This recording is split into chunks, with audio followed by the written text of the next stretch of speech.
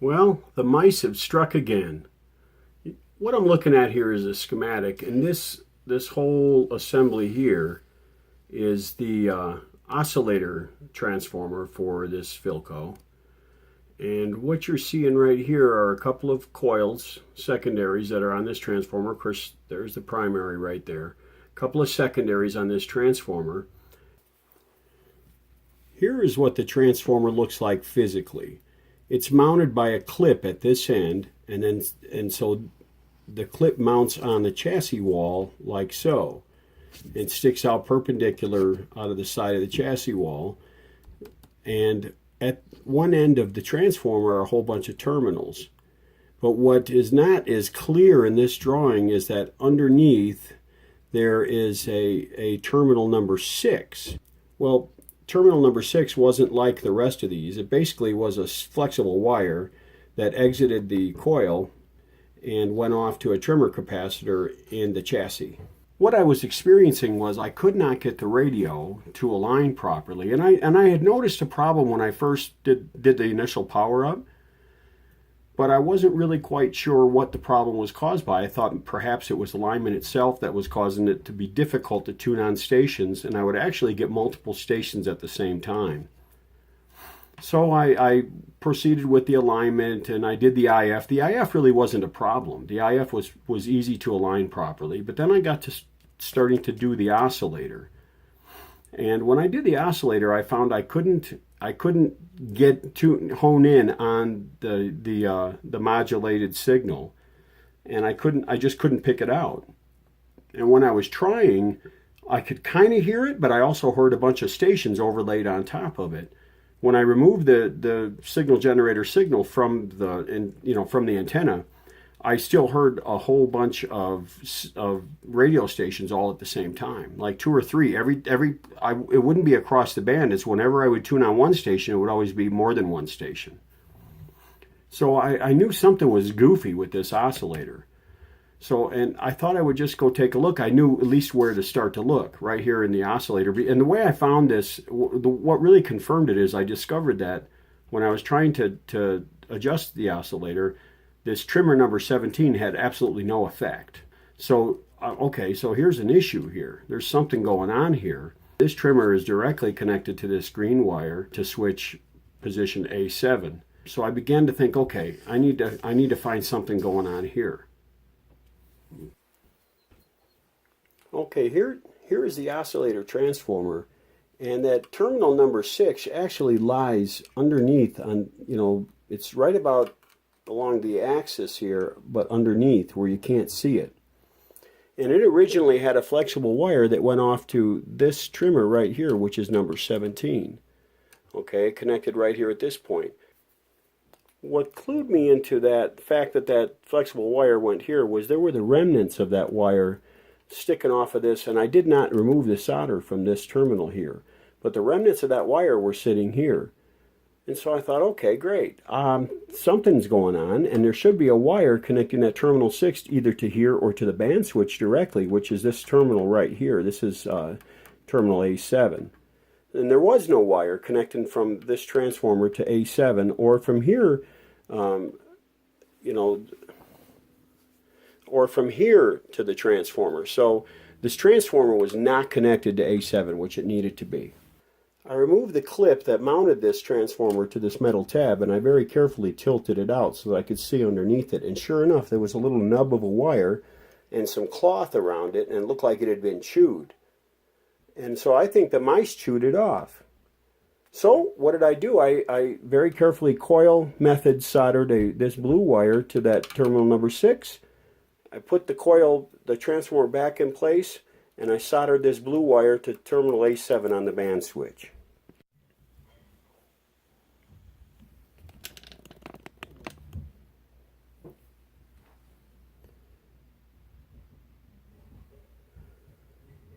So I installed this little blue wire right here from that terminal 6 over to terminal A7 of the switch. Plugged the radio in, turned it on, and I'll be darned. I got stations, I got good sound. A lot of the static I was hearing is gone, so I'm pretty sure that this was the only problem. Now I hadn't soldered this, so I'm going to go ahead and solder this, and then we'll go back and redo the alignment. Let's throw a little bit of wire glue on this little connection here, and then I can lay the radio back down and redo the alignment. This is one of those, Philco was one of those companies that like to have like two IF amplifiers and 3 IF transformers, which is pretty good for selectivity. It does a nice job for making the radio really selective, and actually helps the Philco radios perform quite well. And so that's why I really didn't have any trouble at all doing the IF on this thing. But I'll redo it anyway. I'll just go through the whole exercise of the alignment all over again. It only took, on this radio, only takes about 15 or 20 minutes. Let's see, where'd I put the solder? Oh, lordy. We're going to go for a ride, guys. Whee! I'm going to get the solder out.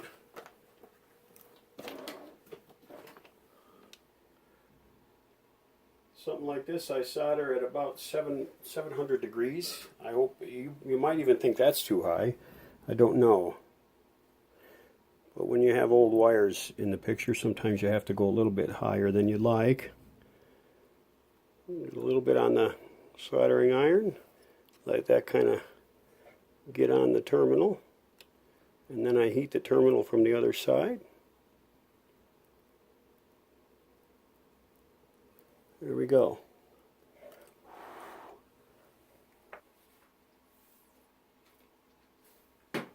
My mother never let me go outside to play unless my room was clean, so let's clean this thing up.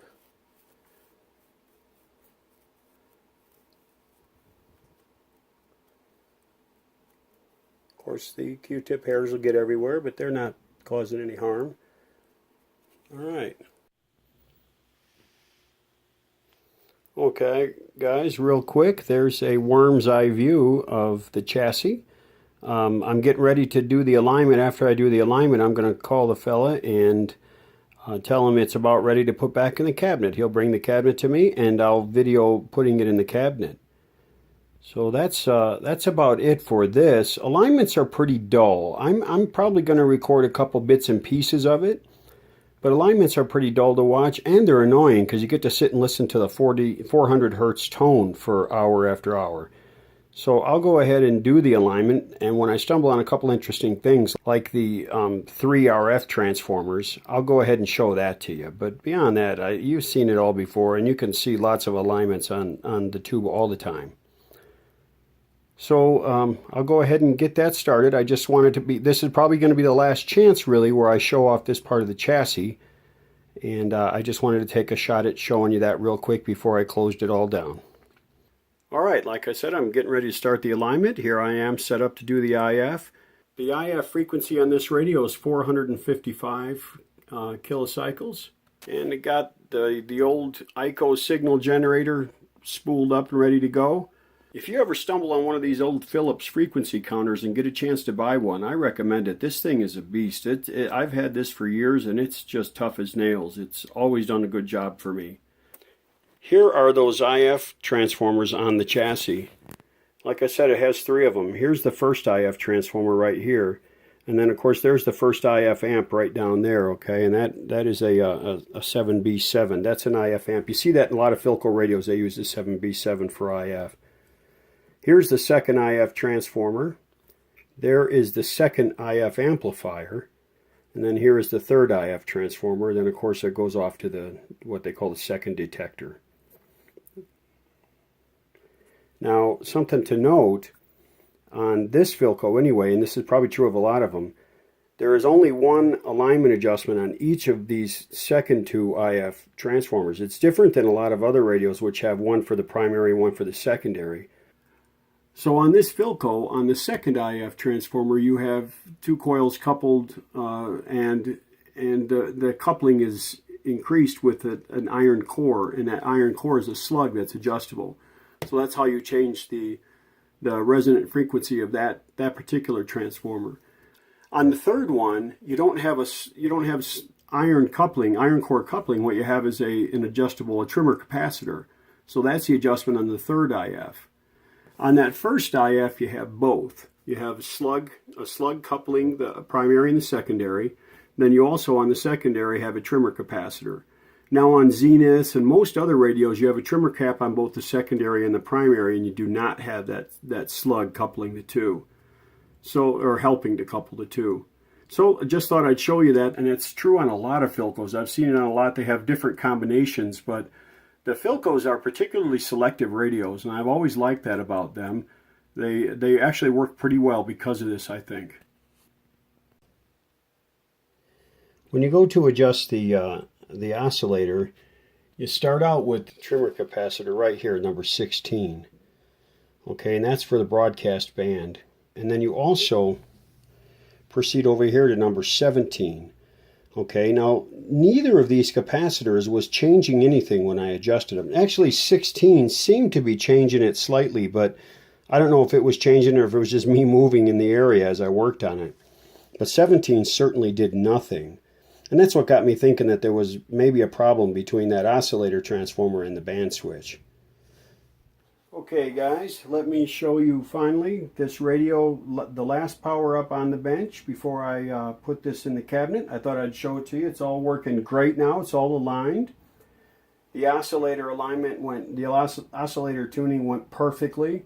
Everything, the shortwave, the police, they all work great across the entire band. So we are in good shape. Let me turn this on. All right, power's on. Check the volume here, give it some volume. Now you know where I've got this tuned. You don't even have to hear it to know. There we go. Let me get a little speaker volume going.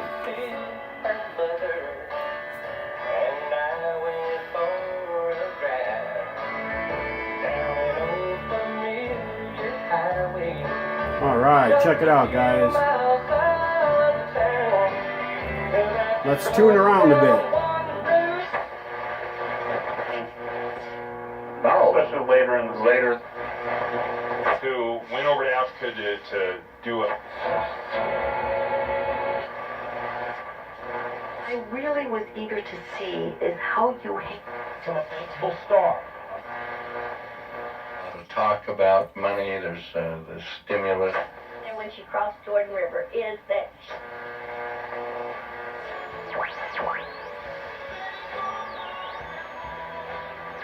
focusing on his early years.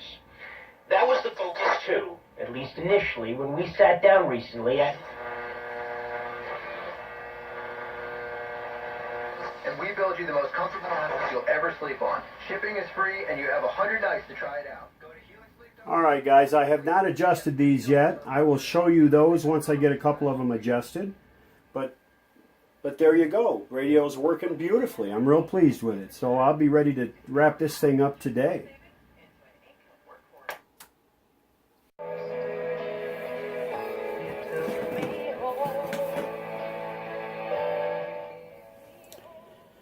Okay guys, let me show you how you set up the preset on this, because when you look at this the documentation that Philco published on this radio, it gives you this very obscure way of doing things using Philco special tools. Well, we want to be able to do it with this special tool right here. We're just talking about an insulated little screwdriver. That's all you need. Okay, it's better if the shaft is made of plastic. You'll get better results, but you can even use an electrician's screwdriver that has a plastic handle and do this job. Now what we have here is the coils up here are the oscillator portion of this. Is basically an individual tuner for each one of these station presets. This thing is using an oscillator, a separate oscillator, and a separate antenna adjustments for each side of, for each channel of the radio you want to preset. So suppose I want to work on this number 6 right here, this number 5 right here, okay? See, I've got my favorite station all the way over here on number 7 where it's easy to find. I figure nobody in their right mind wouldn't want to listen to KSOP in Salt Lake City, classic country. I mean, how can you not love that? Check that out. I found out those that's safe where I belong. Well, okay, so that I have set on preset number 7. I want to, since I originally set it over here on preset number 5, I'm going to go ahead and adjust number 5. So let me push number 5's button. See, there it is on 5 also. Now I want to pick something else. The trick to doing this is to operate the oscillator side first, and then you pick the station out and peak it the best you can with the oscillator, and then you can almost always improve the peak with this. I think it's a patter down here, the antenna adjustment. So let's go ahead and find something else here. Now I'm going to try real hard not to get my hand in the way. It's not easy. So you just stick this in here. And remember, there was that little cone that kind of guided the screwdriver right to the center. So this is real easy to do. All right. Now I'm going to go ahead and turn it and find another station.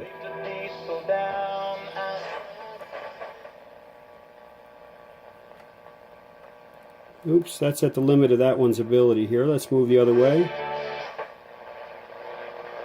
Arena quarterback. This is going to turn out great for me. So I don't really care at all about sports, but what the hell? We'll do this on a sports station. Could he be a third string guy in the NFL? Yes. I mean, nothing could be more boring than to sit on my keister on a Saturday afternoon and listen to a bunch of Hanyaks talking about football. Good Lord. All right, here we go. Okay, so I found the station with the oscillator part, okay? Now check it out. I'll turn it a little bit. You'll see. Agree with the way he went about it, but he is able to do so. And now it seems he's being frozen out. Okay. Yeah. Now you're going to hear hum coming from my lights. I'm sorry about that. Who I had never heard of. All right, now let's peek it with this little, I think it's a patter. But aren't you now the #1 David Olsen fan? Sure. I hope he makes it. All right, here we go. This headline is who the hell is new Ravens QB David Olsen? I don't know. Exactly what I don't know. See if it fades a little bit here. Now we'll peek it. Finished 12 games with the Kansas City Phantoms of the Champions Indoor League. So not Okay. even arena football. It is a separate arena football league. You're kidding me. It's not the AFL. This is just a league based out of the Midwest. Okay, so that's really all there is to it, guys. Nothing to it at all. These are really nice because they're very selective, and they eliminate a lot of noise, and you get a nice loud preset selection. I actually like the way this works a whole lot better than what's in the late 30s and early 40s Zenith setups. All right, so let me show you the front of it as I select some stations. Okay, so here we go. Highway exit and head east till you get to us at Mike Tyson's new book is Iron That's Ambition. preset number 1. You can get The button flies off, but it's got a little retainer when it's on the radio. Preset number 2. Preset number 3. Remember, preset number 4 is not working because the little terminal tab broke off of it. Preset number 5. Preset number 6. And the grand poobah of all the presets on this radio, preset number 7. Now watch, I'll turn the tuning knob. I'll turn the tuning knob and it has no effect at all on this. See? None at all. Now, that's on preset. Now check out the lights down here. When I take it off of preset, watch what happens. See? Those lights are just intended to light up the little windows that give you the information on the stations that are there. Okay, so now the tuning works. So let me go back to preset. See? That's how you know, too, it's on preset. There's no preset indicator on the dial, but the light is on. Piece of cake, right? So pretty cool. I am done with this radio, guys. I'm going to put this video in the can, edit the rest of the videos I have for you, and get all these things out this weekend so I can get to work on the next project. Now, actually, that's not exactly true because I have one more video to add to this, and that is going to be the video. That's going to be the video where I put this back in the cabinet. Okay, guys, so I'm going to close this one down. It is Saturday, July the 29th. My gosh, July is almost over already. Saturday, July 29th. It's a really nice hot day outside, and I'm working inside in the air conditioning on an old radio, which is where I like to be. So from your western outpost here in Salt Lake City, this is Michael. That's all for now. Insurance co-pays as low as